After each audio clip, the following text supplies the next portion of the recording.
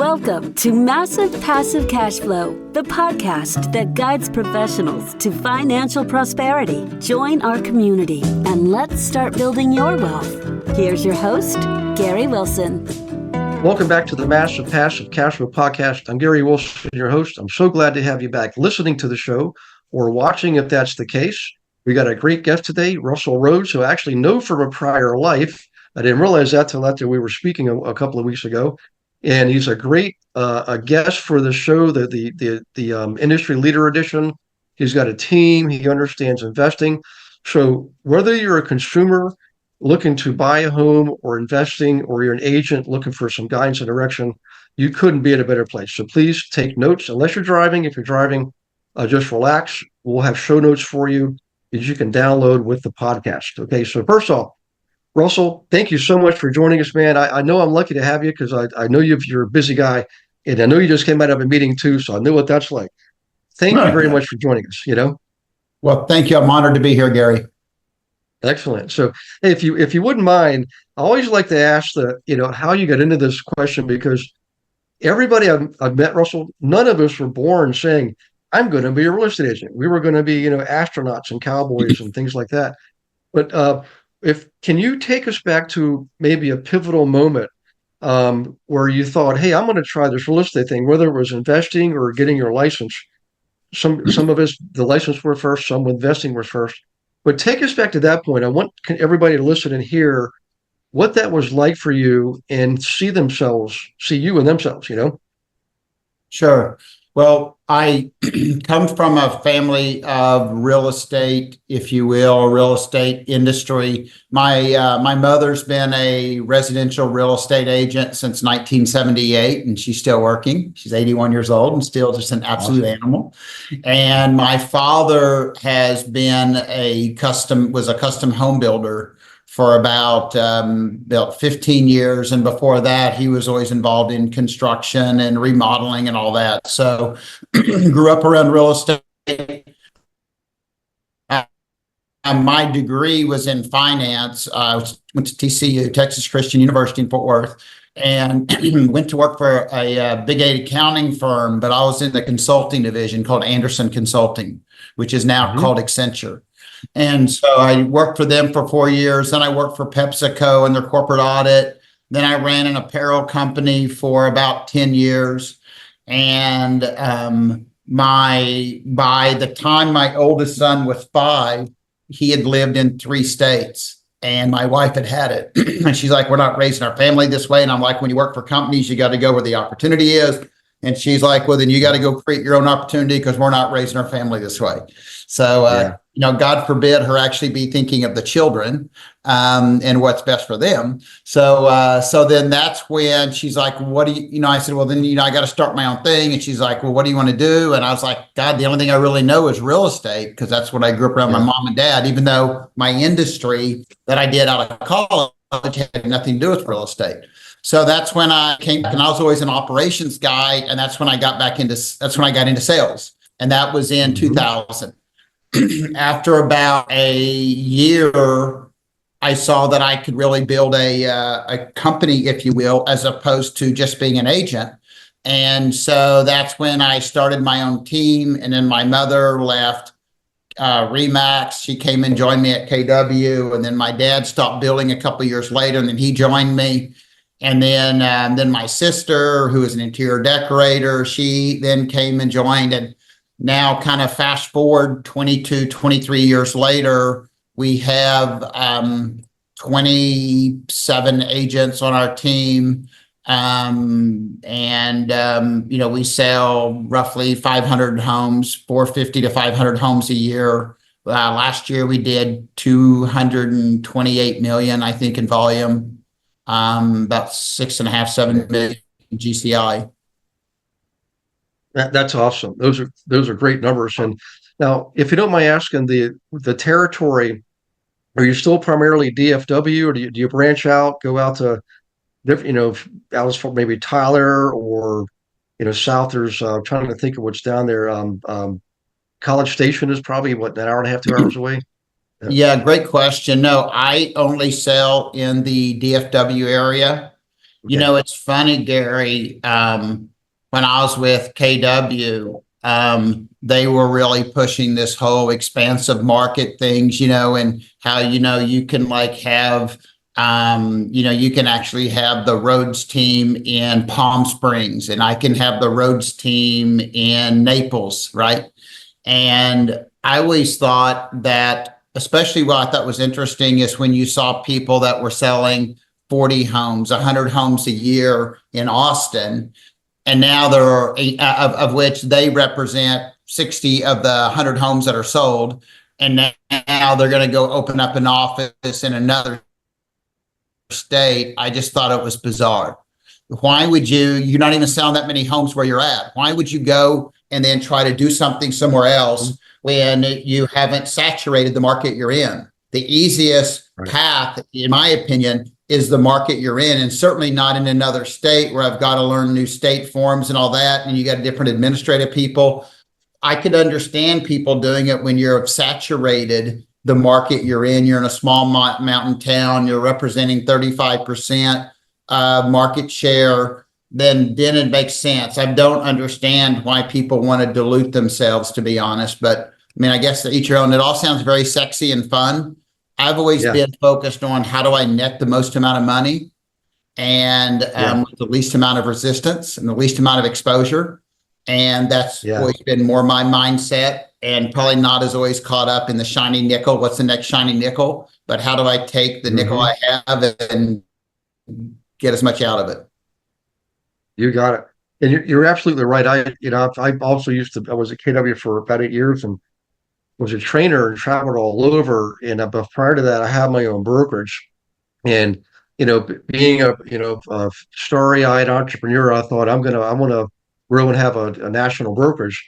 But what happened is through some life-changing events, I decided, I'm going to actually sell the brokerage so I can have my freedom back to pursue other things.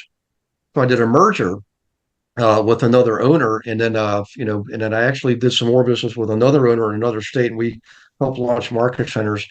But what I realize is, if you have a more traditional business, it real estate is inherently location specific. I mean, you have a specific market you serve. Same thing with property management. I couldn't imagine trying to manage properties in other places, but it's a location specific business. I think the only thing that would make things different is if you had a particular niche. Like we had just a strong presence in the investor market, and I knew statistically 56% of my transactions were out of state, not my personal ones, but my clients. But I say that's why I had the idea. Man, if I could have a team, that would be different as opposed to a brokerage. In any case, I'll turn this back over to you in a second. I interviewed a lot of people, team owners and brokerage owners, and my own experience was building a team was far more profitable than building a brokerage, and you don't have all that liability. Dramatically. The downside risk is tremendously reduced. And so I had a CEO of one of the largest independent brokers in the country tell me on a podcast that it was very worse. I said, would you mind if I just took that and made a little soundbite out of it? Because it's one thing for me to say it, but it's another thing to have a CEO actually say it. She said, absolutely. And I've shared that to help other people. But you're right. If you have a more traditional business, guys, stay geographically, stay where you are, because it's going to be so much less expensive. When you have a mega expansion team, and I know there's people who do that. Mine's not technically a mega expansion team because our team, it's national, but it's based on the role we play with that particular consumer, the investor. It's different than being marketplace driven. Well, most teams are marketplace driven. So you take these expansion teams, they're adding a lot of overhead. And I've talked to team owners who are saying, well, the guy at the end of the line is only getting 22%. I'm thinking, they're not going to stay. So that means you've got a job. It's different. Ownership is a different role than being a manager. So when you've got to constantly replenish that bottom line, that's a job. So, but people do it and it works. I'm not going to knock it because it does work. It's just not as profitable as what you're doing. So let's get back to what you're doing. So you've got your location. It's been expanding since as long as when I was in college, I was out there for a seminar And I remember with the house prices were down, the S&L crisis. This was like the late '80s, and then oil was down. But look at what happened since then. It has been nonstop, and you've got all these amazing areas growing. Frisco used to be a vision on somebody's board. Now it's a major, Right. submarket. But tell us about like your how you're running your team, the infrastructure. I want everybody to hear this because it's not always what you think. Like, you want to have a buyer's agent, you want to have an ISA, you want to have an admin, but in most cases, there's one of those is going to be the most critical first hire. So can you take us down that path a little bit, Russell, if you don't mind? Yeah, I mean, there's several things that you said that I could expand on. And again, everybody has a different opinion or perspective, right? Mhm. I'm a very conservative, fiscally conservative perspective, right? And answer your question, if I was starting a team, the first thing I'd do is I'd hire a great administrative person, because I believe you do a team, the first thing is that you're going and you're selling yourself. I mean, you're going, you're the main salesperson. And what you want an amazing administrative person so that you can continue to sell and you don't have to keep looking over your shoulder to make sure stuff's being done. So, I was personally selling. So I sold my business to Berkshire Hathaway PenFed Realty 7 years ago. I was a team at KW, right? So I was either 1, 2, or 3 in the world for KW for 9 years in a row. And I sold my team to Berkshire Hathaway PenFed Realty and 7 years ago. And when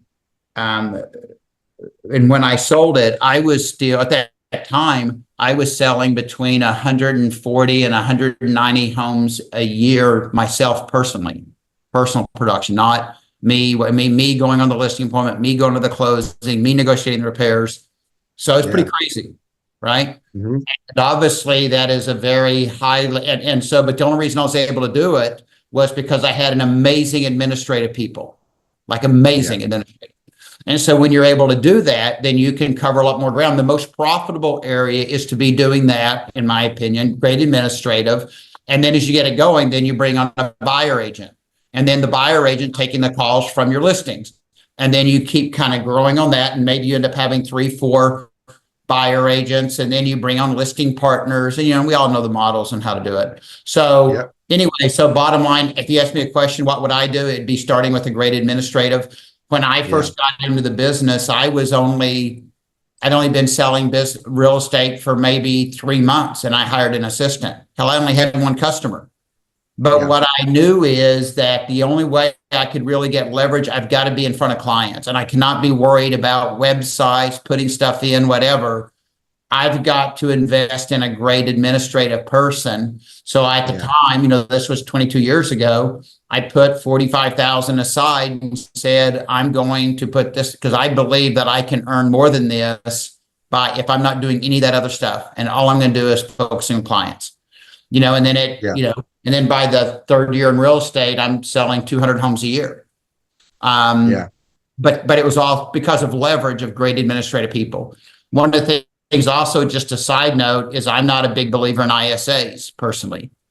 I know some people are. I've never been able to make it work, to be quite honest with you, because my view is if the ISA is taking all the phone calls and you got that fixed overhead, then your buyer agent's going to take enough of a reduced split in order to justify it, but you've always got that fixed. And if you had buyer agents on team who are taking the phone calls, and they can do it. So I have never been able to make the numbers work. I know a couple people have, but I haven't seen very many, to be quite honest, that have really made it. When you really play the numbers, would you have been smarter to have your buyer agents taking the phone calls, et cetera? So you'd see, I'm very adverse to fixed costs, if you will, even though I know an employee you can get rid of, and so I'm always trying to figure out, how do I get more leverage and how do I keep my cost variable? And so that was always more my approach. Yeah. Well, I really appreciate your candor too, because I agree with you 100%. My first hire wasn't even just like an admin assistant. I've hired a full blown operations manager, and she was 45,000 a year. but she could do the work. I knew her because I did transactions at I was a cooperating broker on transactions with another company that she was the admin with. So I knew what she was capable of. And I approached her. I said, look, I'm growing and I'm going to build a brokerage out of this. Would you like to come on board? And she thankfully didn't hesitate, but she could do the work of three people. And that allowed me, I want to expand on what you were talking about, the ISA. So I never really had an ISA. This is so candid. Guys, for everybody listening, I didn't ask Russell to say that. It's just totally authentic. I also didn't have an ISA because what I found out is I tried it, and there's an old saying, no, nobody's going to be like you. When you're hiring people, nobody's going to be like you. You don't want to hire somebody like you anyways. You want to hire somebody that has a complementary disc profile, right? Because your job is to go out there and draw in the business, right? You're the rainmaker. If every hour you spend not doing that is an hour of less profit you're going to make. And believe me, you can pay somebody to do the operation stuff far less than what you can make compensating for that on the production side. But the other thing was Russell, is the conversion rate. I found out when I tried an ISA, they were converting a lot of people because they were forcing it. Their role was to convert people. So they were forcing conversions. Some of them were good, and some of them were like, I probably wouldn't have decided to work with that person right now. When I'm doing it, I'm actually I'm going to where that person is, and I take the time to ask questions and listen and find out not just what they're thinking, but why they're thinking it. That way, I know when to convert somebody for today business, and I know when to convert somebody for tomorrow business. With the ISAs, inevitably, we're just converting for the sake of converting. Does that resonate with kind of what you were finding too? It does. Yeah. They'd be setting up appointments that I don't want to go on because their whole focus is that, where, my view is all I have is my time. And so what I'm always protecting and managing is my time. And I'm managing on, if I'm really busy, I'm going to be more focused on the low hanging fruit. And if I'm not real busy, I'm willing to dig way back in that tree and do whatever I got to do because I'm hungry. So the amount of the crap that I'm willing to put up with a client, with the amount of how much everything has to do with how much time how busy am I, and how desperate am I at that moment. And I've tried 3 times. I've spent hundreds and hundreds of thousands of dollars, probably more than that, with ISAs, and I've never been able to make it work. And the thing that I always get people, I get you to consider, is your alternative is to have your agents taking the calls. What is your cost per lead? What is that cost for the ISA? And play out all the numbers. And for some people, it might work great. For me, I've never been able to make it work, to be honest with you, but I'm not smart enough to do it. It's just the truth, right? So I'm not thinking about people smarter than, I know there's a lot of people smarter than me that can do it. I just didn't know, I just wasn't smart enough to do it. Did you know that you can participate in class every Monday? We call it Monday Night Live, 7 p.m. Eastern, with me and dozens of other investor agents from around the country, in fact, the world. Every Monday, totally free. No selling, no recruiting, just straight up education on anything and everything in real estate. And we have a lot of good guests coming on once or twice a month, bringing in expertise on subjects like how to buy a house with crypto. Okay. How about them apples? What about AI? How's AI affecting our business? How about the metaverse, blockchain processing? We're already using it in title work. So come on to Monday Night Live. Be ready to take notes and ask questions because it's live and engaging, and you get to participate by asking questions and meeting others. So we'll see you there. Go to realestatewithgarywilson.com, click on the resource tab, drop down, and you'll see Monday Night Live. And in there, you can see one of the most recent classes. But more importantly, you can register for class as many as you want going up to like the end of the year, I believe. So in any case, do that. We'll see you on Monday Night Live. Look forward to meeting you in person. Take care. Yeah. But I'm willing to bet and I don't know your team, but I'm willing to bet your buyer's agents, the ones that have been with you for a while, they learn their scripts. They practice. They weren't afraid to pick up the phone. And you're not going to get a yes on every phone call. That the key is to accept that. Just get used to it. And the value is in the exercise. Get in the game of getting on the phone and having those conversations. That's how you're going to learn. And the good buyer's agents will do that. And they're their own ISA. So let me ask you this. So structure wise, going forward, let's go into lead gen a little bit. One of the things I discovered was I broke up lead gen into two parts. I used to think of it as all as one thing in marketing. I would cold call, door knocking, sending out lots of postcards, all the different activities to lead source. And then we would get into the actual marketing and nurturing and so forth. When I learned to separate those two, it changed everything because then what I could do is the lead sourcing I could automate more, especially with today's technology, all the systems, the data aggregators that get all the county data for us and all that. I knew how to source really good leads. Okay. And then if I had the right people as buyers, agents, listing specialists, their conversion was much easier. The key was getting them to practice. So we'd have role playing, have team meetings and morning sessions and one-on-one accountability groups, things like that. So I was able to, I mean, it sounds like you and I followed a similar path, but that's how I was able to accomplish what you're describing, which is I really didn't need an ISA, but part of it was separating out the lead sourcing. Do you have something on your team that you're doing that like you just over the years it's like, boy, this is one of our keystone activities, so we can provide these to the agents. Is that part of your team structure, or do the agents themselves have to do their own lead sourcing, or what No, does that part look like? what we do, there's a couple of different things. One is we have a marketing guy that does, we do Boomtown, we do Zillow leads, all that stuff.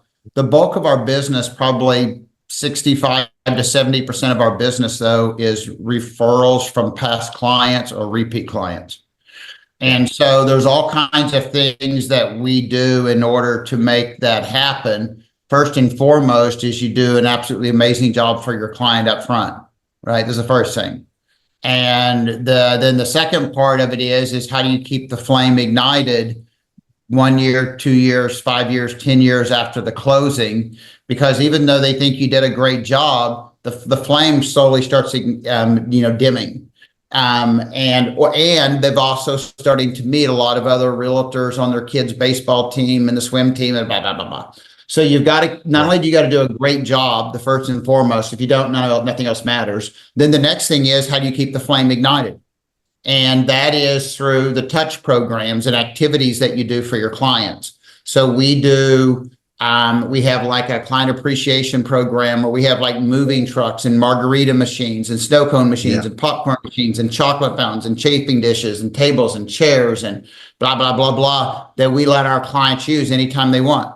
We have at Thanksgiving, we do the pies. We'll have, like this year, we had over 780 people come to our office to pick up Thanksgiving pies.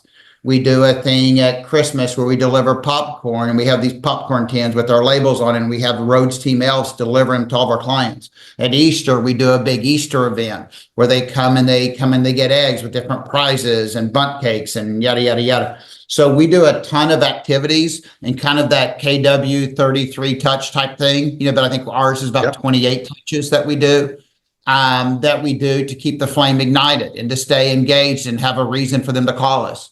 So that's what we do with all of our past clients, which we've been very blessed with. And then you have, introducing the new blood, if you will, or new clients, and that's going to be whether it's through Boomtown and open houses and Zillow and that kind of stuff, where, you can't afford to run a business on Zillow leads because it's too expensive, but you do it to keep kind of some fresh blood coming in. If you are fresh clients coming in, you do that. But the first thing with anybody is you got to make sure that you're providing an incredibly high level of value for your existing clients, because they are your greatest resource to get future business. Yeah, absolutely. One of the things we preach on our team is when new agents come in, whether they're brand new to the business or just new to the team, we always analyze their data first, their records, and we make sure they have all their records loaded to the data. Now they get their own database. We don't have like a big team database. So each agent still has to maintain their own, but we guide them through getting every record loaded, every contact turned on with a minimum monthly market update and a regular phone call, either quarterly, semi-annually, or annually, depending on the grade of the lead. And then and only then do we have them turn on additional marketing. Like letters or booklets or Facebook, social media stuff, because it doesn't make sense to open up all that other marketing if you're not converting the people you've already got. And the old saying is, and I hate to use this phrase because it's an old classical phrase, if you can't sell the people that you know and love, you are not going to be able to sell to anybody else. You got to start at home. Yeah. And every agent, Russell always will say, I don't want to bother my family and friends and neighbors. And I did the same thing, but finally I realized, wait a second, I've got the wrong viewpoint. I'm not bothering them. I'm serving them. Just let them know what the market's doing right now. So they remember what you do for a living. So when they're in the grocery store running up against, they come across one of their coworkers and say, man, I just found I'm getting transferred. Your neighbor's going to say, you got to call Russell. He's my neighbor. That dude's good, man. I get updated every month. He throws parties. You got to call Russell. That's why we do it. So when I get into that point, I know they're a keeper. They've made it through what I call the 90-day, basically checking them out period. If they don't make it, we tell them you got two options here. You can be independent, or you can, look for your own thing. And it's hard, it's harsh, but it's reality because this business is meant for the hustlers. If you hustle, you're going to do well. If you don't have that hustle, you don't believe in what you're doing, you're not going to last. You're not going to renew the first time 2 years from now. So, but in any case, with the folks on your team, when you're developing them, are you more hands-on in the beginning, and then once they achieve a certain level of competence, like they're more independent, they're loading their records on their own, they don't have to be told, they're following up on their phone calls, things like that? Do you let them go with the marketing, or do you still kind of manage that, all the way through the life cycle of their time that they're on the team? The marketing, is it more controlled centrally, or do you let them have some freedom there? It's all controlled centrally. We have a common database that all the buyers people are put into. The challenge, I would think, with what you described, but I'm sure I'm missing something, is that how do you know the new lead? Well, first of all, ours is only a team, so we don't have independent agents on our team. And, we'll get anywhere from 40% to 60% split, depending on the lead source, et cetera. So we keep track of all the leads in this one database, and we know exactly when did that lead come in. We also know the history of it. So later on, if it's a repeat, what was the source of it? That's where we keep all the stuff in, like, inviting people to the parties and all this stuff. So we have one central database that keeps everything. And then we have very strict rules on that the agents have to following up on the leads, updating their leads, that they have to be attending office, all the things that kind of what we say is saying, look, here's the activities that we have found for you to be successful. And if you can be successful, let's say closing at least 2 homes a month, and you can do that and not follow our method, then you have flexibility. And if you don't, then obviously you don't have it. And, if you can't perform, obviously your way's not working. So you need to do it our way, right? So there's flexibility based on success, right? So if someone's doing the volume that I do, you're not going to come in and try to control me as much because I'm proving that what I do works. If I'm selling 1 home a month, then obviously I got something to learn. And if I'm not willing to learn, then I need to move on. And, a lot of team leaders think, oh, well, it doesn't cost me. Like on our team, you have to do a certain amount of production or you're kicked off. Like you are, and it's held to a very tight standard, and you're put on probation and all the other stuff if you fall below it, and then you'll be kicked off. And, what we see it is the leads are not free. It's not like, oh yeah, well, you don't have any expense. It's a major expense. It's a missed opportunity, and we're spending a lot of money on marketing. So we very much hold the leads accountable. We have everybody's conversion rates. We track everything. Good. Yeah. And we hold every dollar accountable from a marketing perspective. Yeah. That's classic. I mean, that's the classic team format. So just to help you understand, what I did differently was, because I'm a natural trainer, I set up an education-based team. So I do have oversight, even though they have their own databases. I have oversight over those databases. And then when it comes to to transaction management, that's a hard and fast oversight. So I'm looking at that like every day. First thing I look at it at the end of the day, and you really have to manage it. So guys, everybody listening here, no matter no matter what type of team format that you have to have standards that you manage. You can't just have standards and have them on a piece of paper. You have to actually manage the standards, because if you don't have a team. You're gonna have a loosey goosey mess. You're not going to when you're getting paid, when you're not getting paid.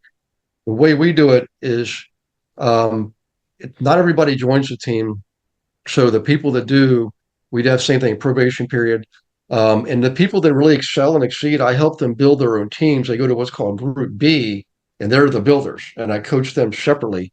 And they don't get as much transaction oversight because, I mean, quite frankly, I'm getting such a small percentage, but I still have oversight. I still look at every single thing every single day.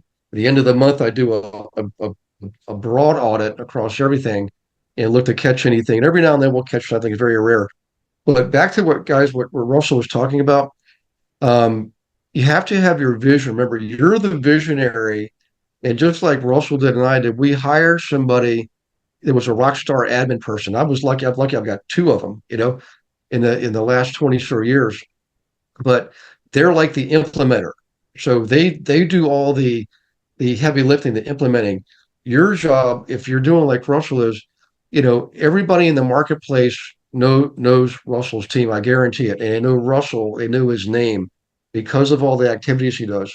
So if you're looking to build a team, you have to decide which format you want. Do you want a localized team, or one that's, if you serve some type of, like I do, investors that are 56% of the time investing other places anyways, so we have to address that. But, think about those two things, and then remember this, no matter which way you go, management oversight, you've got to inspect what you expect.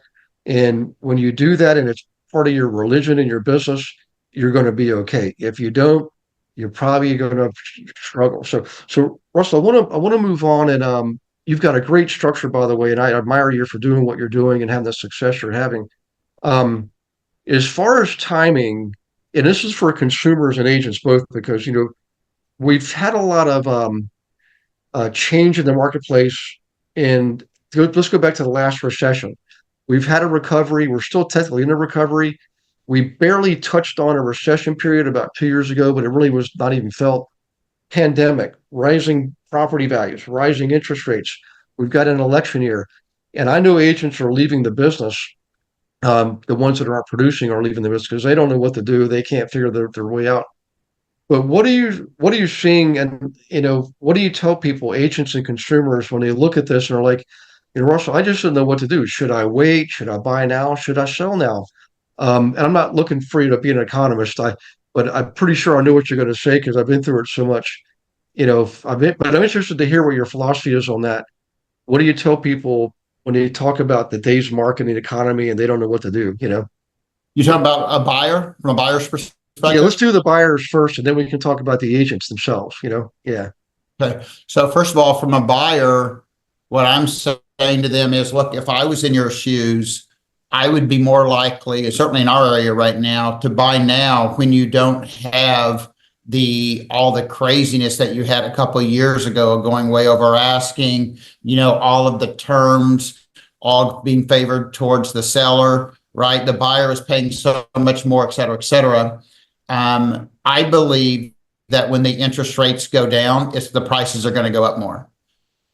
Our area, the values have been pretty flat for the last year and a half, certainly since the rates have gone up. But, and this is a good number that you guys should write down, is every 1% that the interest rate goes up or down, it affects your purchasing power by about 10%. So if you could have afforded a $600,000 home when it was 4%, at 7%, you can only afford a $420,000 home. Mm-hmm. Okay. So essentially, every 1% affects 10% purchasing power roughly. So what I'm telling people is, look, you would be, so I believe that when the rates go down some more, that the prices are going to go up. So, and at least in Texas, to refinance your home, it only costs you about $5,000, assuming, because in Texas, you only have to pay 60% of the title policy, plus the other title company related fees. Let's say on a $600,000 home, maybe, and I would do no origination, no discount points on my refi. And let's say that I could get it down a half point, a point, or whatever. Let's say even say you went down a point. It would cost you to refinance your home roughly, let's say $5,000 or $6,000. On a $600,000 house, how much do you think that the price is going to go up when people's purchasing power goes up 10% or up $60,000? So do you think it's going to stay the same, or do you think prices are going to go up when the interest rates go down? I think the prices are going to go up. So what I'm suggesting is you buy now and then you refinance later. So if I lock in now at 600, the rates go down, let's say 1% or half point, whatever the number is, then I can always refinance, and it costs me $5,000 or $6,000. I would think that prices will go up more than $5,000 or $6,000 on a $600,000 home if the rates drop a point, when someone now that could only afford 600 can now afford 660. So I'm suggesting to people that you're smarter to lock it in and then refinance it later, is what I'm telling them to do. Yeah, I agree 100%.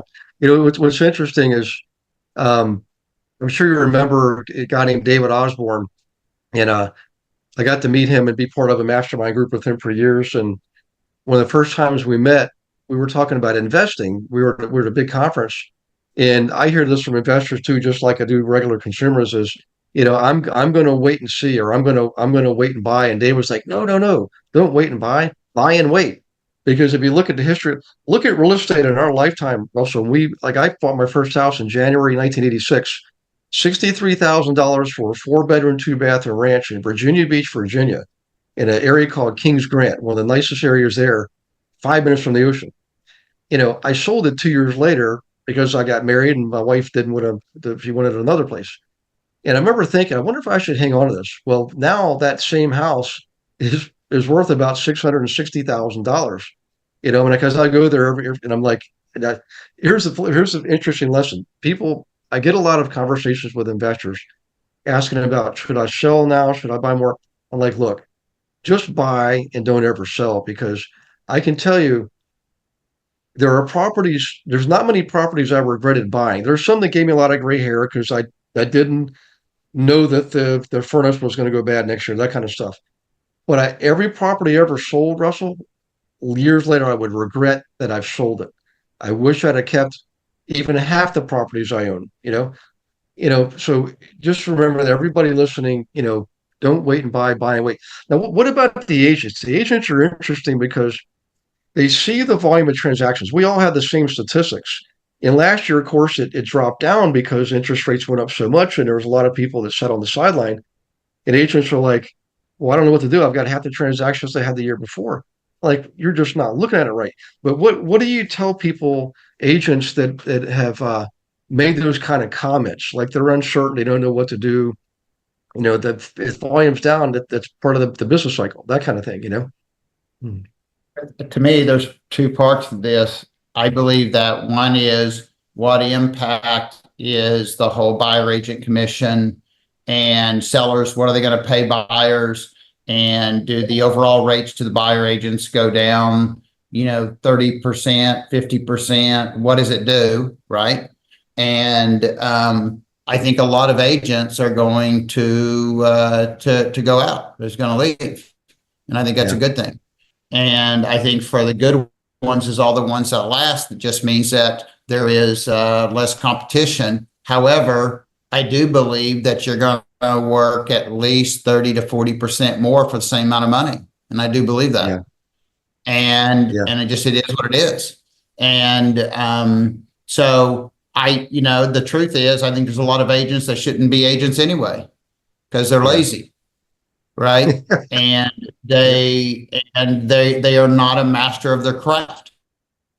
And so they're not always trying to go out learning. They like it because there's hamburger day that they go to or whatever. Do you treat this thing as a real business, or do you treat it to go in there and do well?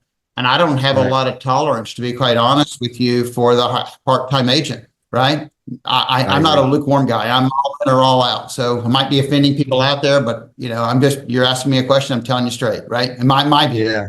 And so my first thing is, it depends on what you want to do. Or you want to be a real agent, then start learning, these agents who say, I don't want to understand all the financing stuff because that's for my lender. I think that's a mistake. Are you an Uber driver for real estate, or are you a real estate professional? Do you know whether it's about financing or repairs, everything about it, you should be a master of the craft. And if you don't know, learn it. And and so anyway, that's my view, to be quite honest. I tell you what, I wish it cost $100,000 a year to keep your real estate license. And so, because that would weed out the people that aren't performing. I say 100,000 flippantly, 5,000, count the number. It's enough to weed out the people that do it part-time. I don't think it's good for the consumer. I don't think it's good for the other real estate agents who have to work with all the people who don't know what they're doing and don't take the time to learn, right? Right. And so, what I really want is to be around people, so the greatest thing about the industry is, the old expression about I don't have to outrun the bear, it's going to outrun you, right? Is that most of the agents aren't committed to work the bottoms off, right? Right. But this industry is one where you can make a lot of money if you're committed to your craft, and you get what you sow, right? And so you can see I'm not much of a sugar-coated kind of guy, right? Yeah. I am a guy that believes that you need to be a master of your craft. And that is that you really understand all the different financing options, and you understand the different parts about home construction and issues coming up, and you understand who the contractors are, and you know what it is to remodel a house and how much to redo this. So when you're talking to a client, you have a good enough understanding, and so you're seen as a trusted advisor. And I believe that's a critical part. And I think if you do that, I think this industry, even with the change of everything, you could make a lot of money. But and it being deserved, just like any person in any profession, the best of the best get paid a lot of money, and they should. Yeah. And I agree 100%. And something else I think, just a side note, is I believe that let's see, I was going to say something else to you about the what was I going to say? I can't remember now. This industry, in my opinion, is very it's interesting to see how this whole thing's going to play out. But the great will succeed, and the consumers deserve that. Yeah, I agree. True entrepreneurs who are just relentless, like they will never give up, are the ones who are going to improvise, adapt, and overcome. They will find a way.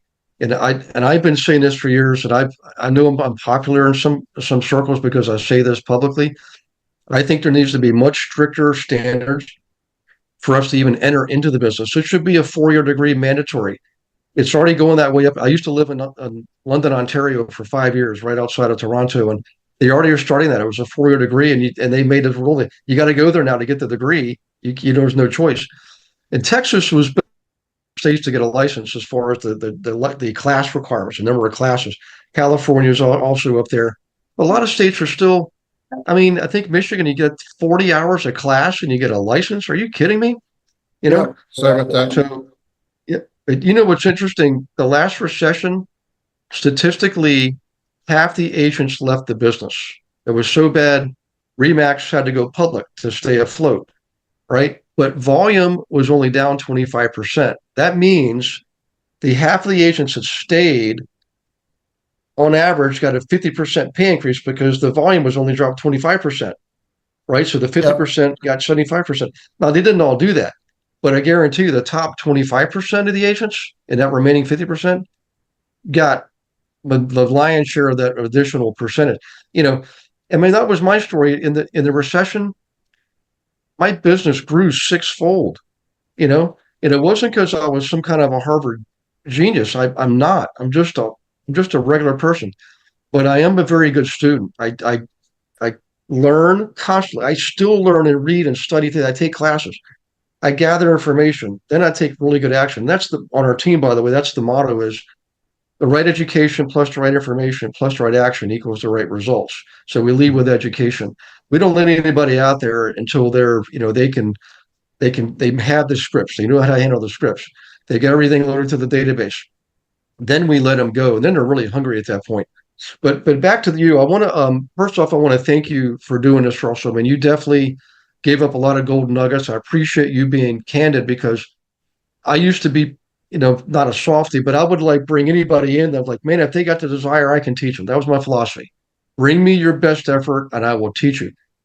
That's not always realistic. So now I just focus on people. They have to actually convince me that they belong on the team because it is special, just like your team. So everybody out there listening, establish your standards, manage them, and maintain them. Don't ever let up. You deserve perfection because it's what you expect from yourself. And Russell, any you want to kind of take us across the finish line here?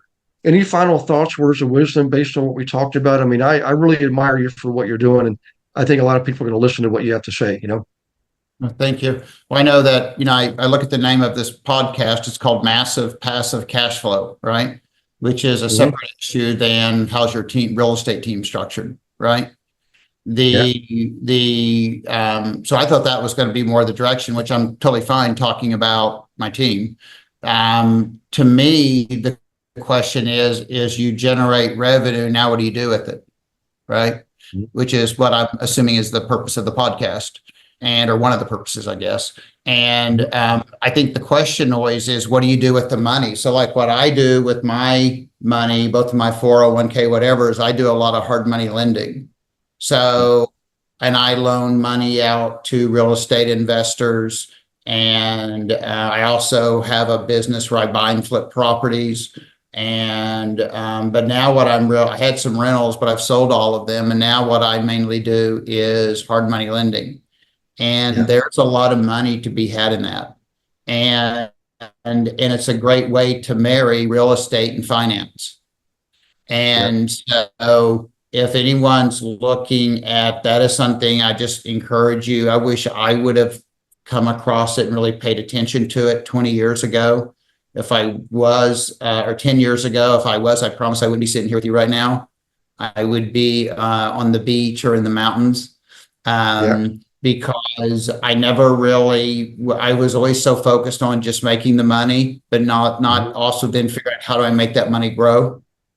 And I wish I'd have done that. So if I'd have had one thing, I think also one of the things you said that I wish I would have done now looking back is I wish I would have kept a lot more of my properties that I sold.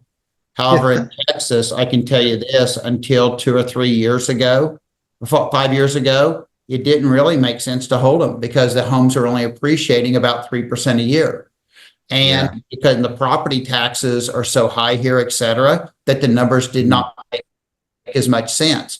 But, it's like anybody, even on the stock market, everybody looks brilliant when the stock market goes up. Everybody looks smart, right? And this whole real estate appreciation, everybody looks smart in real estate because whatever went up.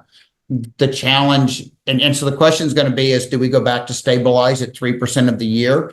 And when you look at right now of what it costs to your mortgage, your PITI, and all the other stuff is that to lease out the property, you need a lot of appreciation to make it make sense, right? Yeah. And so anyway, so if that's something I would encourage people to do is look and say, how do I take the money that I've made and let it start, kind of that richest man in Babylon type thing, right? How do you take the money and do it in a responsible way to help it grow? That's what I wish if I do it all over again, I would have started focusing on that much earlier in my career. Yeah.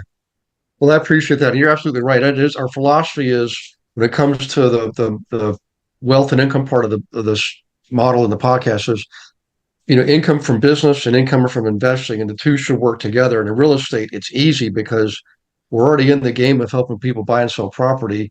It's a small leap for us to be able to do the same for ourselves. And for everybody listening, re-listen to that last 120 seconds because Russell just pretty much gave you the secret formula.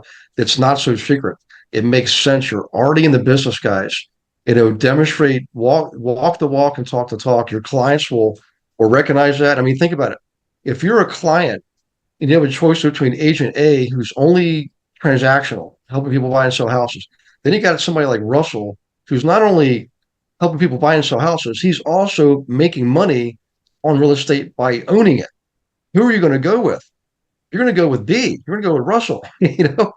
I mean, it's not that big of a leap. I mean, I shouldn't say it.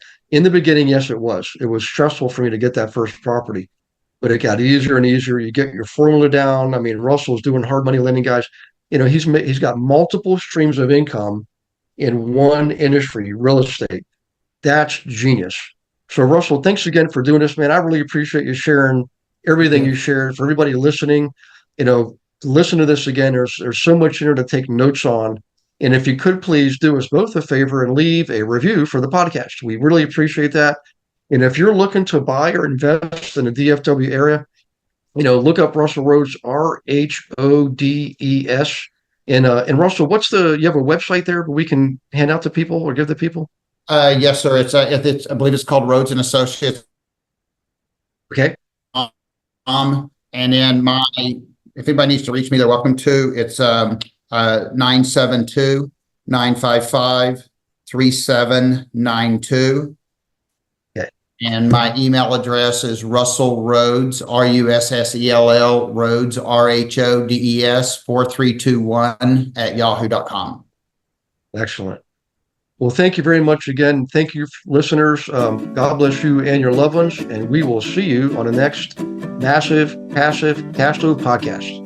Thanks for listening to this episode of Massive Passive Cash Flow. Be sure to go to realestatewithgarywilson.com to join our community and start building wealth today.